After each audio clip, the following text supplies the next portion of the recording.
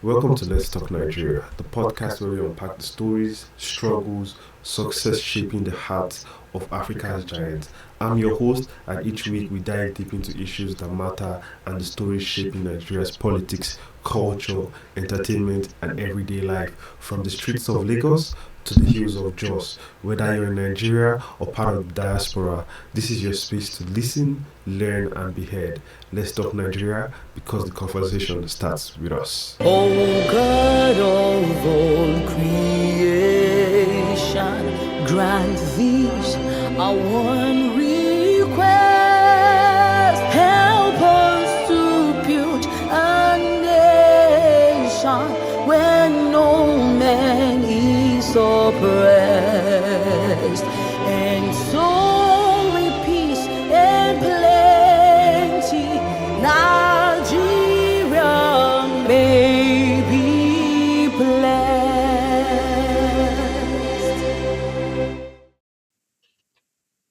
Welcome to Let's Talk Nigeria. I'm with Damian Wynn, and on today's show, we'll be talking about the killings, particularly in Jos, where Damian is from. But generally, the question is, are the killings true? So, Damian, please, just a brief information about yourself. My name is Damien, as you said, Damien Wayne. I'm from Plateau State. I'm Biro by tribe, and I currently reside in Abuja. Thank you for that. So we're just going to dive in today.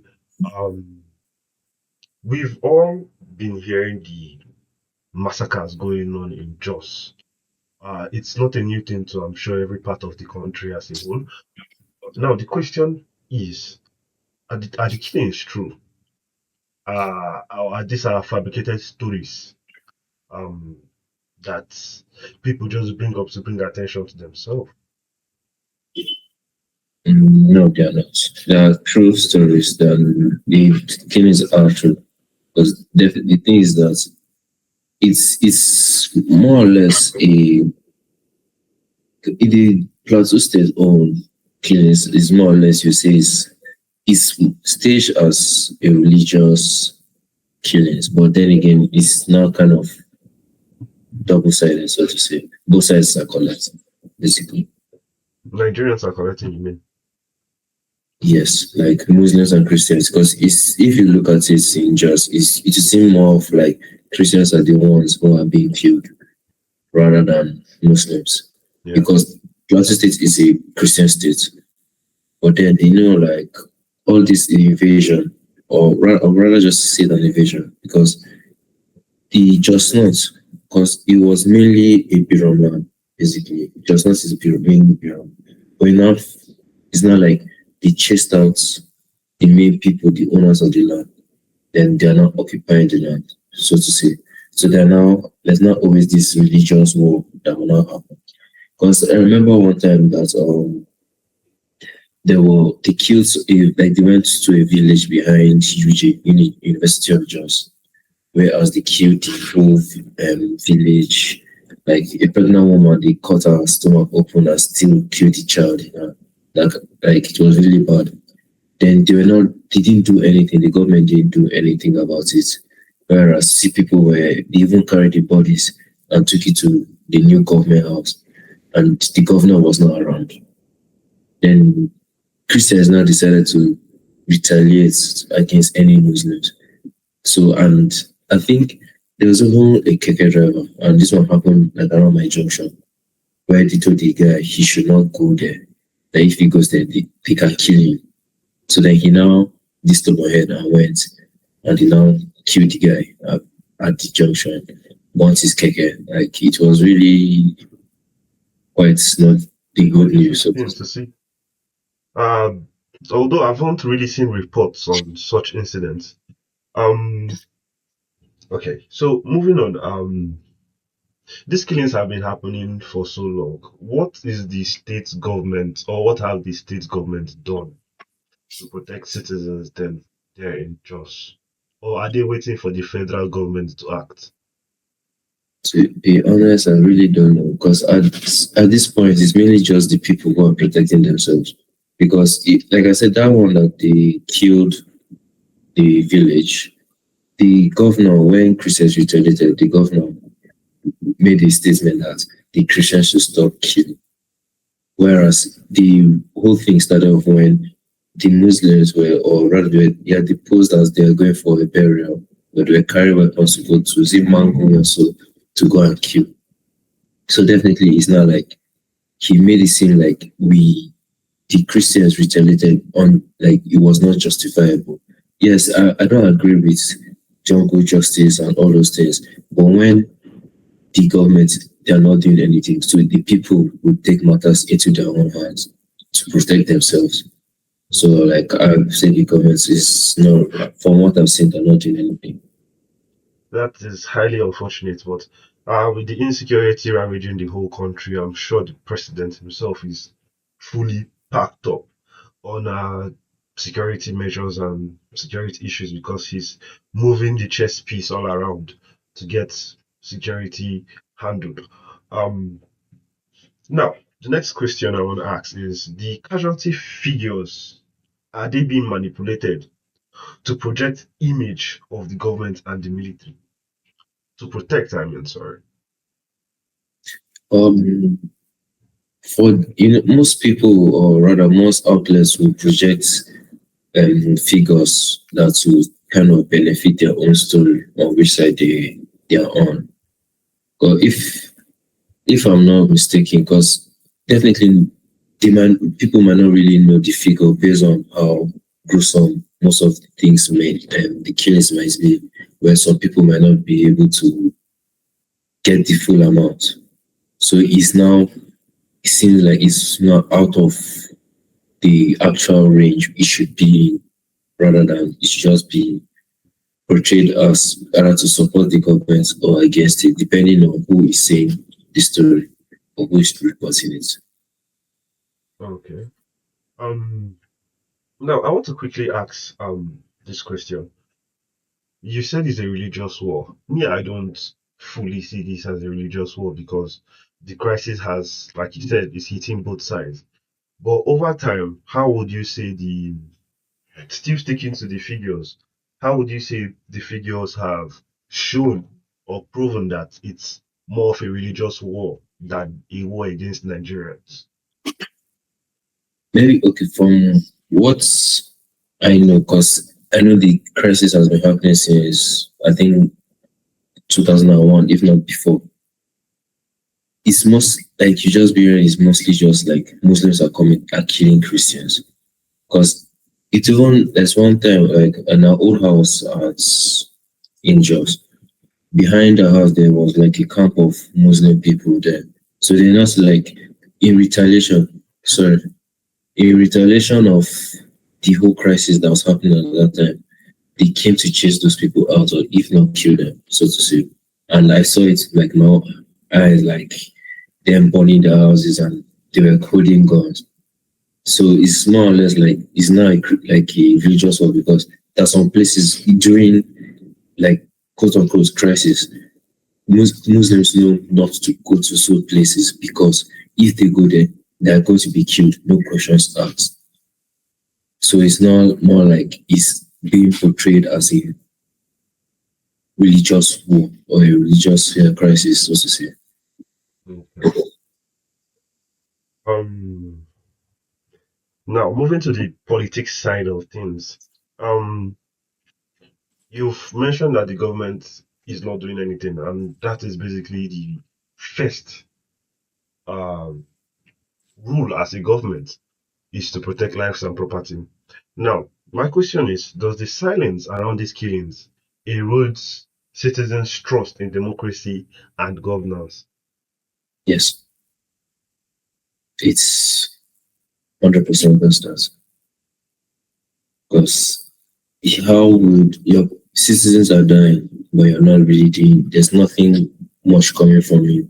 You just hear, we're sorry for the losses of the family that lost so people, all those things. It will, and but then again, we know that if we've pretty much been told about, okay, Nigeria has one of the, is it the best military power in Africa, if I'm not mistaken. Yeah. So like you're not telling me that, okay, we have this, but then again, it still can't come and protect us from such insecurities. If like you get what I'm saying, because all of this is just the puzzle pieces are not aligning together, so to speak. Yeah. Moving on. Are Nigerians being misled about the scale of insecurity to avoid political backlash? To an extent, because now we kind of have that. Most people actually post on Twitter, on all the social media about their own this aside from the news. So most times, most people will now verify from actual civilians than rather than the news network, because okay, this and is still normal citizens like you and I.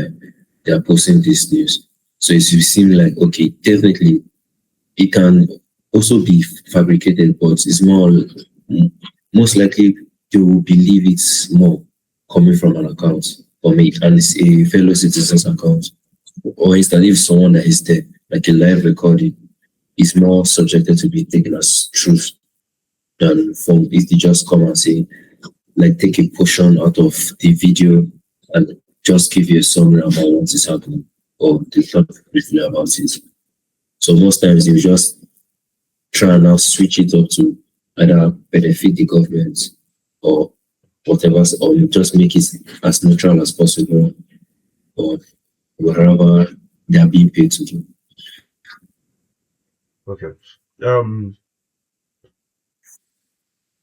You still say okay, it's a religious war now. From being from the north generally, you might have a maybe little or more understanding of people over there in the north. And the kind of mindset they may have.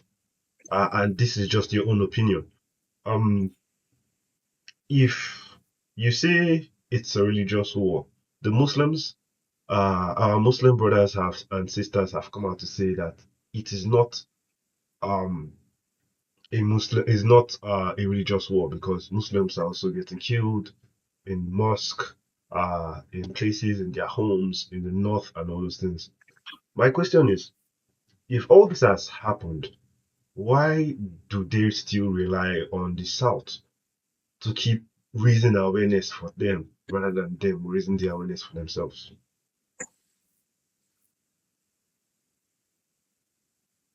Okay, first off, I get like it's being most like yeah, both sides are being killed and like it's more or less just like a stage, so to say that it's a religion, so that it will still keep people divided basically. Then the concept of like them not really voicing out their own struggle, so to say, and relying on the South to do so.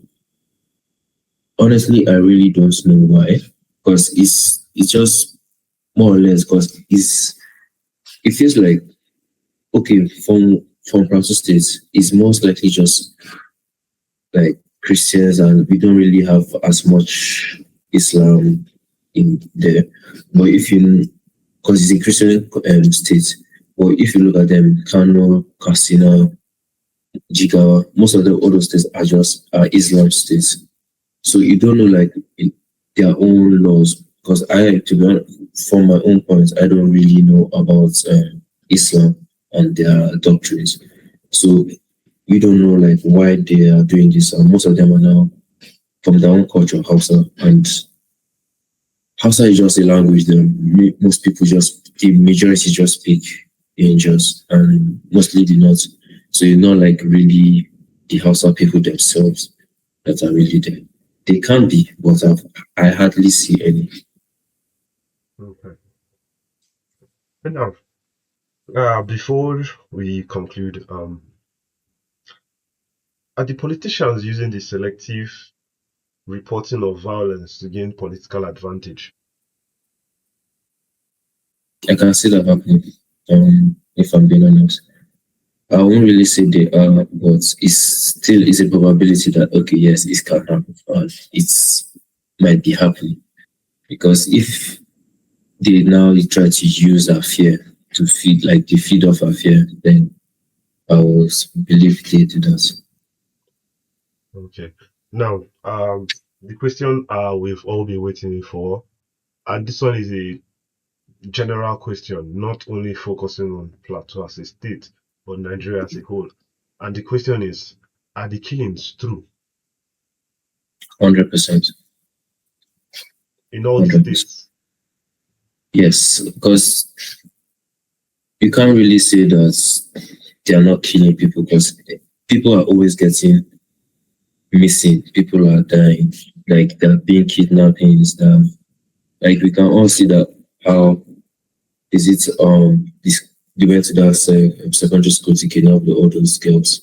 They went to the church to kidnap church members. They are now doing bandits are now going wayward. They now see is it ISWAP that went to go and kill a general, a brigadier general in is it Borno State also. Like it's there are just quite a lot of killings, whereas we don't know where to pick the news from. So it's most likely the ones that are more sensitive to the people that they will that will be carried out. Like if you hear okay, five like 20 people died in Plateau State, like adults, then you now hear children got kidnapped. The focus will be more on the children because the children are the leaders of tomorrow. They are kind of like they're also the treasures. So most people will not be worried about the children rather than the adults. So it's just how where or what exactly what we choose to carry out. Okay, now before I let you go, do you think President Bola Ahmed Tinubu, with the moves he's making currently in tackling security, it would help the situation in Plateau and the country? But yeah, focus on Plateau first, then you will tell us about the Okay, look, I feel this is more like the answer will be more general because you looking, excuse me, like looking at it on a wide scale, you can't like it feels like the government needs to fix itself because allegedly most of all the terrorists and the bandits are being funded or are being supported by the government. So you can't really say, even if yes, he's doing all these things, making more security better, is how like the people who are there, would they actually make it better or it just give them more revenue to do so?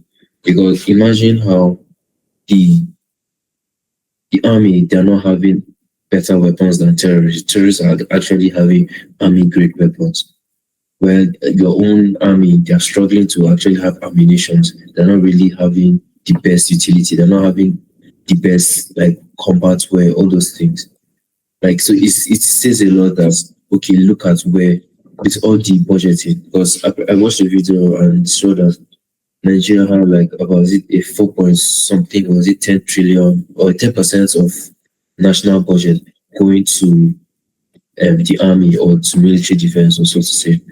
Like, but then we now look at how okay, look at the military people, personnel themselves. Even though it's the under the last people or the last round, so to say.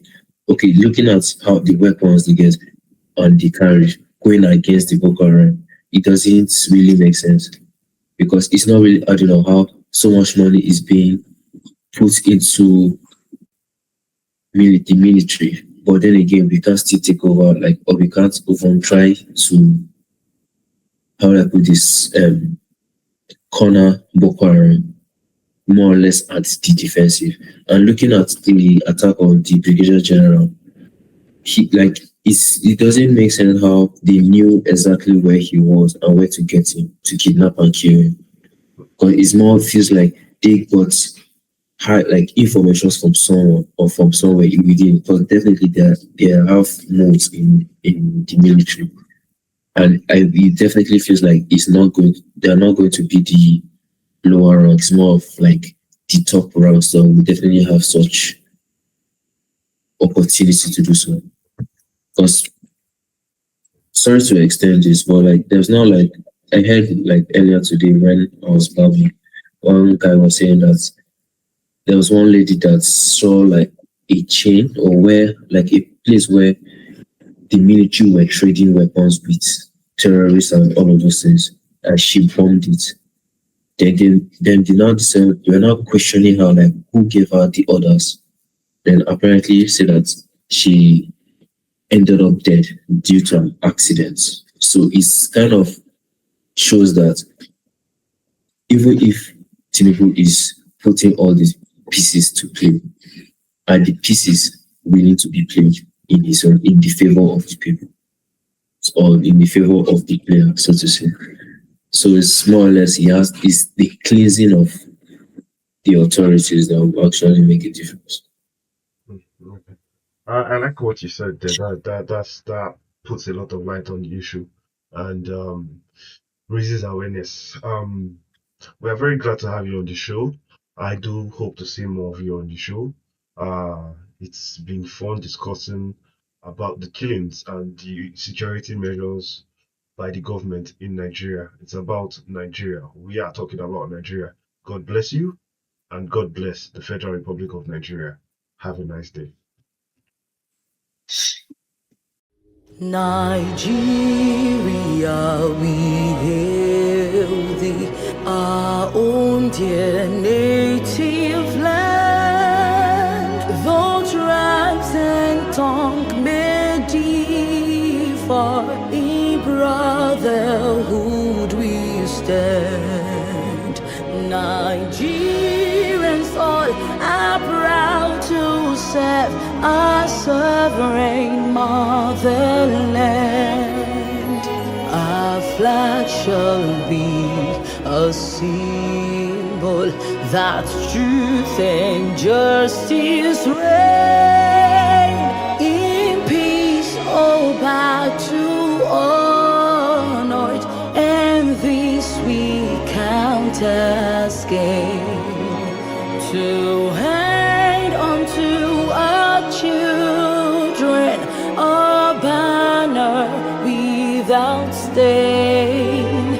O God of all creation, grant these our one request. Help us to build a nation where no man is oppressed,